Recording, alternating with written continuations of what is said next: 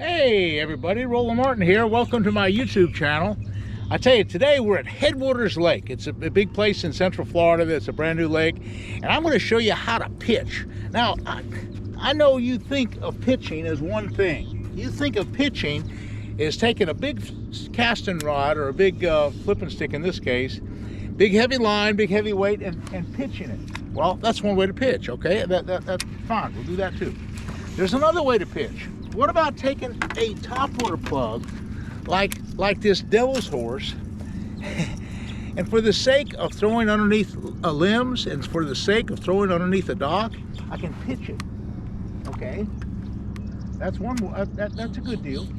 Pitching it nice and accurately underneath stuff that you couldn't normally cast overhand. That's a pitch.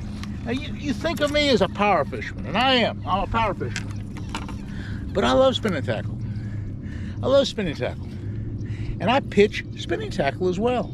I take a light spinning rod like this, and I can pitch it in real accurate places. Okay, now what are the advantages of pitching? What are we talking about? Well, number one, I'll show you better accuracy, okay? I'll show you some really good accurate pitches that are gonna really pay off. Number two, it's gonna be a quieter presentation. The presentation is gonna be way quiet, because it's gonna just plop down. Instead of coming overhand and plopping in the water this way, it's gonna barely hit the water. It's just gonna come out there and just barely make a ripple. I mean, it's just hardly any kind of splash, a real quiet presentation. So for these close-in places, that could be good. Let's get started. Okay, let's just start something. It's early in the morning, it's foggy.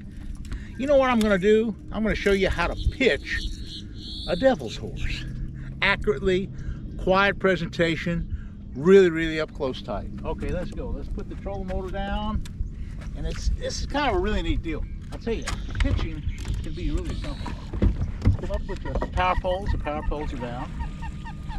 Okay, let's ease over to the shoreline.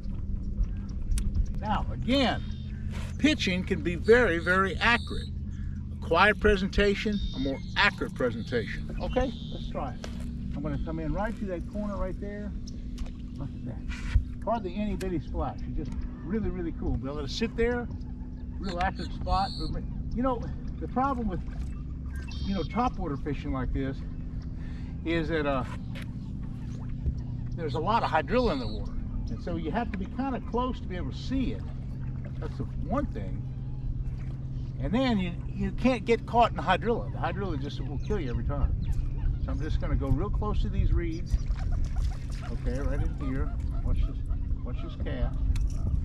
Watch this cast. Beautiful. See, you couldn't have, that was such a nice quiet presentation. That's just perfect. That's just perfect. Barely move it along.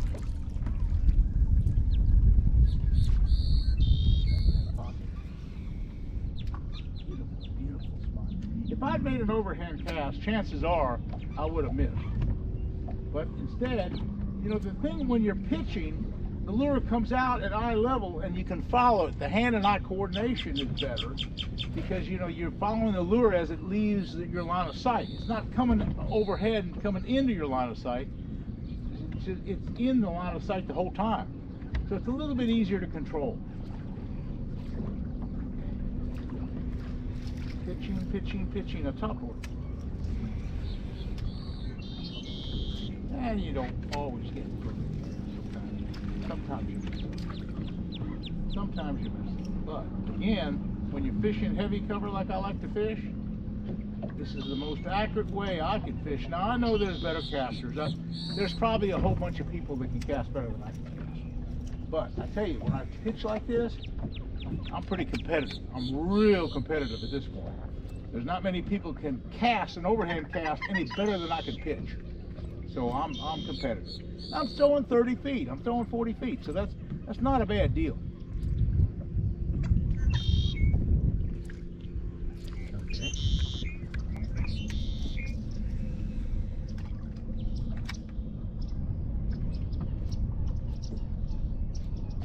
Oh, I got one just there, son. He came up and got it. He just came up and just got this thing. So beautiful. That's a nice big one too. Look at that guy. He just came up and sucked it down. It was such a cool deal. That's what we're talking about. This is good quality fish too, boys. Look at this guy. Look at this guy. Big, nice, big, beautiful bass. Hit a pitching a devil's horse. Yes, sir. That's what we're talking about. That's what we're talking about, folks. That's a good one. But that, you know, the whole thing is catching fish. Okay, that's one thing. I'll probably catch some fish today. But what I'm going to try to do is show you how to pitch and how to flip. Whether we catch any or not, I'm sure I will.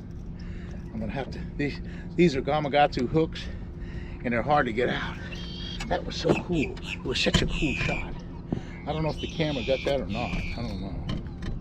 But it was a good deal. Let's see if I can't get this thing out of here.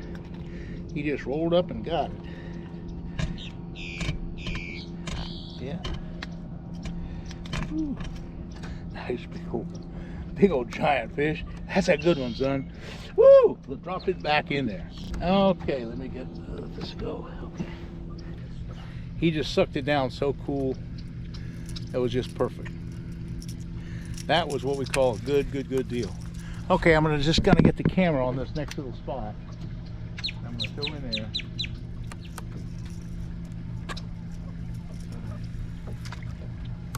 Okay, just work that little spot over.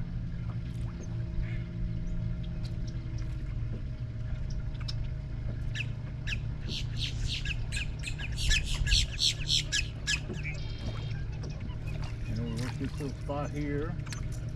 Again, nice accurate little presentation, real accurate. Real accurate. It's nice and foggy. It's a good day for topwater. Topwater time.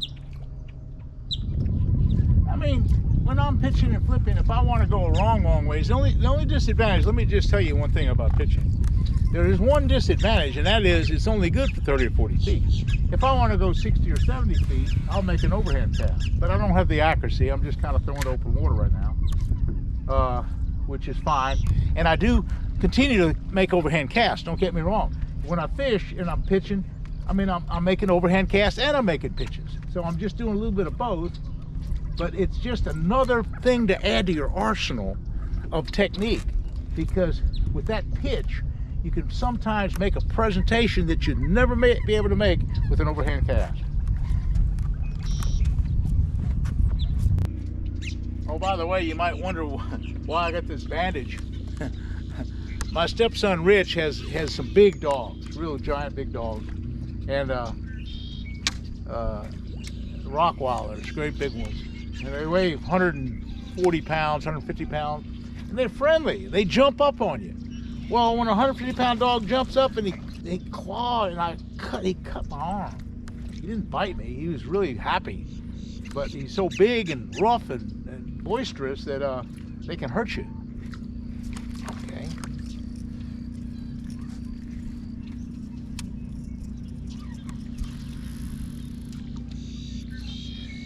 Okay, I swung around quite a bit, and I'm going to take, I don't know what to throw. I'll keep going with the spinning tackle. I wanted to get up sun, it was just a bad sun angle.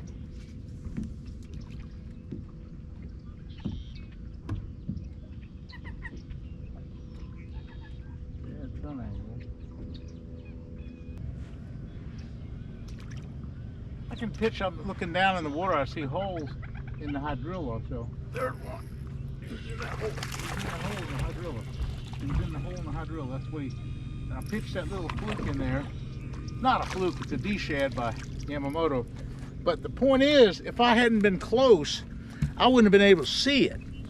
So by being close and being quiet, you can see things in the grass, for example, that you wouldn't see off at 50 or 100 feet away. You just wouldn't see that hole. And that paid off. So fishing close sometimes can be an advantage because you have more, particularly if you have polarized sunglasses like I have, and really work quiet and easy like I do with the trolling motor.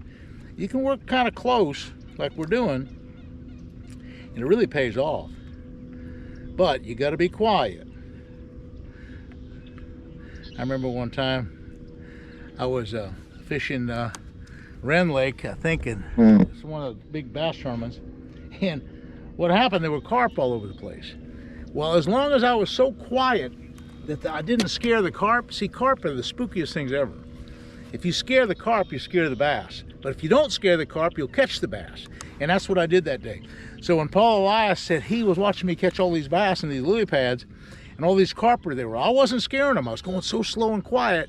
Now, he was coming in with this trolling motor and I could see the carp running all over the place, and he didn't catch them.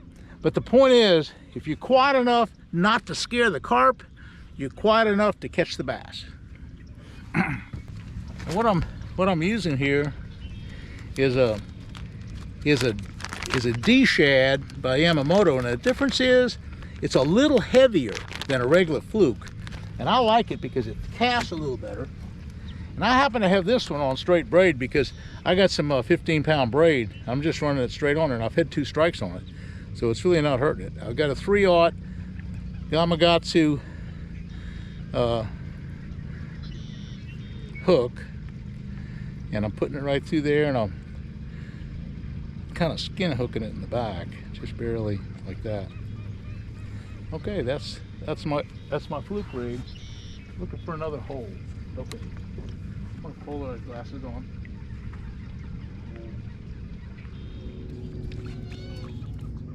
One chased it.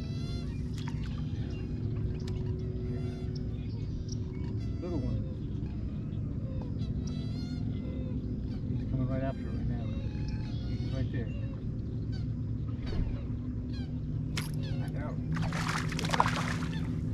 I saw him come after it. I just dropped it back to him. I could see him. He followed it in, and I was just being observant, and dropped that little D shad right on him, and he got it. He didn't fool around with that thing.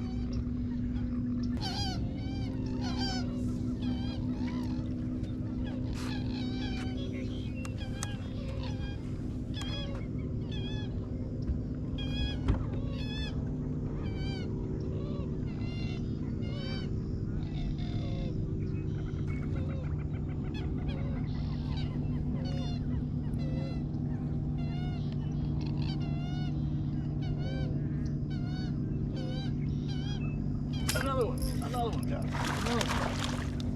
Little fish cast. That B shad.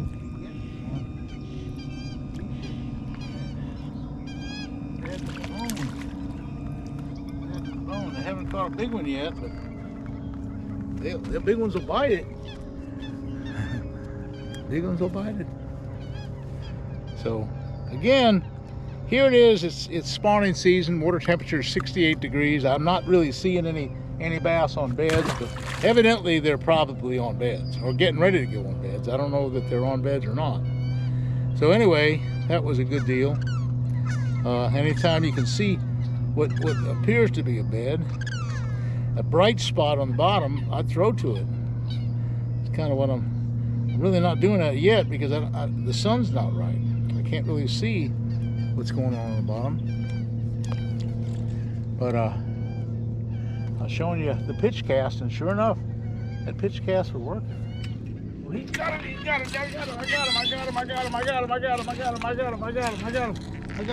him. Where'd he go? Oh, yeah. Oh, yeah, okay.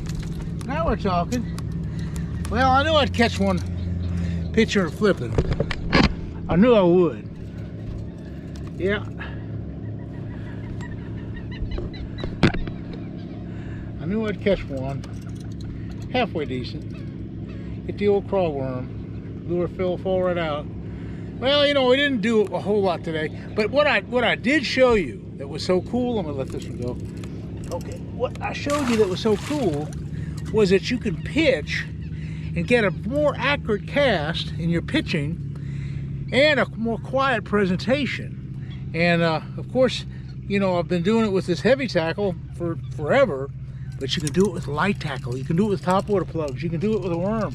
You can do it with anything. Pitching is really a great technique. So folks, hey, listen, thanks for watching the YouTube. We post on Wednesday, we post on Sunday, we post on Friday. We do a lot of things. Anyway, we'll be talking to you soon. Hey, thanks for watching, and hit that likes button. Thank you. We'll see you again soon.